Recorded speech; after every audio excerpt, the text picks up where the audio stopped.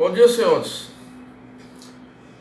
Hoje nós vamos trabalhar um caso hipotético e vamos tentar solucioná-lo à luz da doutrina, da jurisprudência. Então, suponhamos que na cidade do Rio de Janeiro há um assalto em determinado estabelecimento comercial. Então, nesse interim, a polícia é comunicada do fato e um dos policiais se desloca até o local para atender a ocorrência. Então, quando o policial adentra nesse estabelecimento, é surpreendido por um dos agentes, um dos assaltantes, que saca sua arma e efetua disparos mortais na cabeça do policial, que vem a falecer, num caso hipotético, em um hospital na cidade de Niterói. Então a casuística é essa. Então, nesse caso, qual o crime que os agentes praticaram? Eles poderiam alegar legítima defesa? Quem tem competência para julgar esse crime ou esses crimes? E se a vítima fosse um soldado do exército que estivesse na função, na garantia da lei e da ordem, quem teria competência para julgar o caso? Então, vamos tentar responder esse caso hipotético. Primeiramente, vamos pelo tópico tipificação. Eu entendo que o caso ele se trata de latrocínio, ou seja, o roubo seguido de morte, tipificado no artigo 157, parágrafo 3º, inciso 2, em concurso de agentes, combinado com o artigo 29, caput, do Código Penal. Artigo 157. Subtrair coisa móvel alheia para si ou para outra, mediante grave ameaça ou violência à pessoa, ou depois de havê-la por qualquer meio reduzida à impossibilidade de resistência. Se da violência resulta morte, a pena é reclusão de 20 a 30 anos, incluído pela Lei 3.654/2018. Então, a primeira observação que a gente tem a fazer é que, ainda que os agentes não consigam subtrair os bens desejados, uma vez que houve a morte da vítima, em decorrência do assalto, eles respondem pelo latrocínio consumado. Está descrito na súmula 610 do STF. Há crime de latrocínio quando o homicídio se consuma, ainda que não realizado o agente a subtração dos bens da vítima. Porque o latrocínio ele se consuma com a morte da vítima, independentemente da subtração dos bens, por se tratar de um crime complexo, que ele tutela não só a integridade física da pessoa, mas também o patrimônio. Então, por exemplo, no latrocínio, se houver a subtração consumada, é morte consumada, é latrocínio consumado. Agora, se houver a subtração consumada, a morte tentada, haveria latrocínio tentado. Por sua vez, se houver a subtração tentada e a morte tentada, é latrocínio tentado. Agora, se houver a subtração tentada e a morte consumada, é latrocínio consumado. Súmula 610 do STF. Nas lições segundo Marcelo André de Azevedo e Alexandre Salim, Direito Penal, parte especial, dos crimes contra a pessoa aos crimes contra a vida, sexta edição, Salvador, editora Jus Podre, 2017, páginas 352 e 353. Essa referência bibliográfica eu vou deixar logo abaixo desse vídeo. Os autores dizem que no crime de latrocínio, o agente busca a subtração da coisa, mesmo que para isso resulte morte da vítima, que pode ser causada a título de dolo ou culpa. Trata-se de crime hediondo, artigo 1º, inciso 2 da Lei 8.072, complexo. Resulta da soma de dois outros delitos autônomos. Roubo mais homicídio é igual a latrocínio. A morte deve resultar da violência empregada durante a execução em razão do roubo. Se o agente, durante a execução do crime de roubo, percebe que a vítima é seu antigo inimigo e resolve matá-la por motivos alheios ao roubo, não haverá latrocínio, mas roubos em concurso com homicídio. Ou seja, o latrocínio, ainda que a morte da vítima seja a título de dolo ou culpa, se esse homicídio for praticado em decorrência do roubo, há um crime de latrocínio. Ou seja, a morte da vítima tem que estar relacionada com o próprio crime de roubo. É resultado da própria violência empregada ou grave ameaça durante a execução do roubo ou em razão dele. Agora, uma indagação. E se a morte da vítima decorrer de grave ameaça? Por exemplo, pelo susto que ela teve ao ser assaltada. Os agentes devem responder pelo latrocínio? Uma primeira corrente entende que não. Que a violência, ela só abrange a violência física. Então não abrangeria a violência moral, que seria a grave ameaça. Isso é uma interpretação restritiva do tipo penal. Por outro lado, eu entendo que o tipo penal ele não faz essa restrição em relação à violência física, senão estaria descrito no próprio tipo penal. O próprio tipo penal ele fala que da violência resulta a morte da vítima em decorrência do roubo.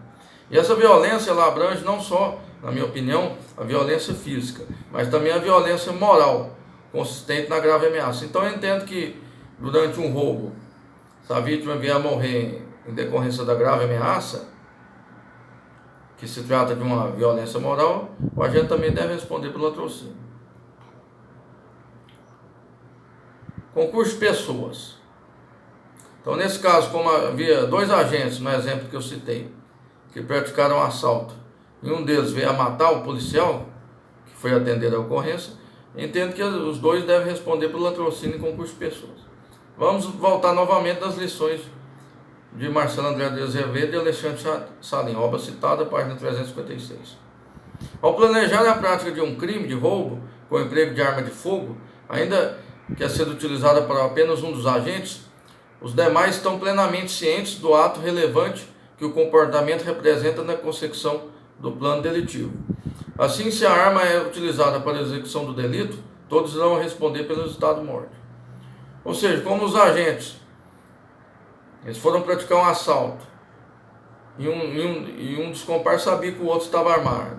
Então eles assumiram o risco de responder pelo crime de latrocínio, uma vez que um dos agentes, mesmo que não estivesse armado, ele tinha ciência que o agente que portava uma arma de fogo poderia matar uma das vítimas.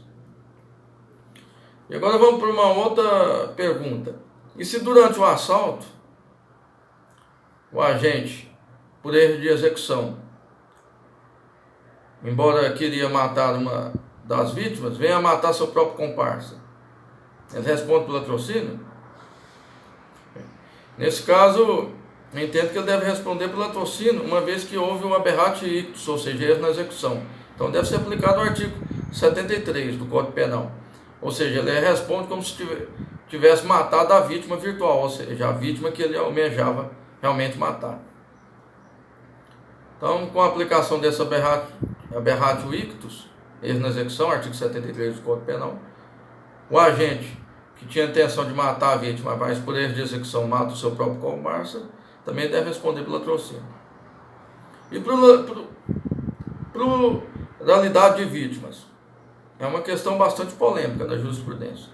Se durante o latrocínio, embora os agentes eles tenham a intenção de subtrair um único patrimônio, por exemplo, de um mini mercado que foi assaltado, no exemplo do caso hipotético, se eles vierem a matar mais de uma vítima, eles devem responder por qual crime? O STF, no habeas corpus, recurso de habeas corpus 133.575, recurso ordinário em habeas corpus, entendeu que o agente deve responder por um único crime de latrocínio, uma vez que só houve a afetação de um único patrimônio, ou seja, do supermercado, embora tenha havido mais de uma vítima. E nesse caso, o número de mortes deve ser contabilizado no aumento da pena base, ou seja, como consequência negativa do delito, que é a primeira fase da dosimetria penal, no artigo 59 do Código Penal.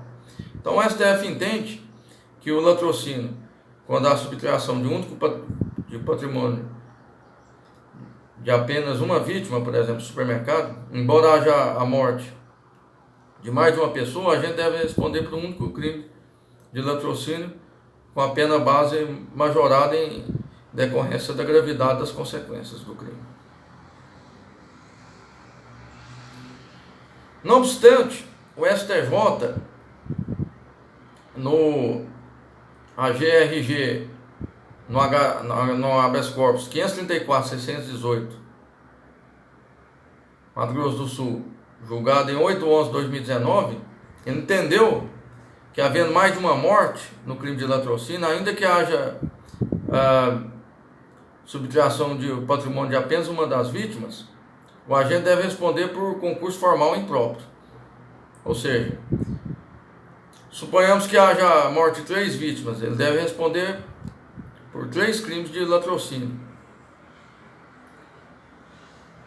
com a soma das penas, diante da autonomia dos desígnios. Esse foi o entendimento do STJ.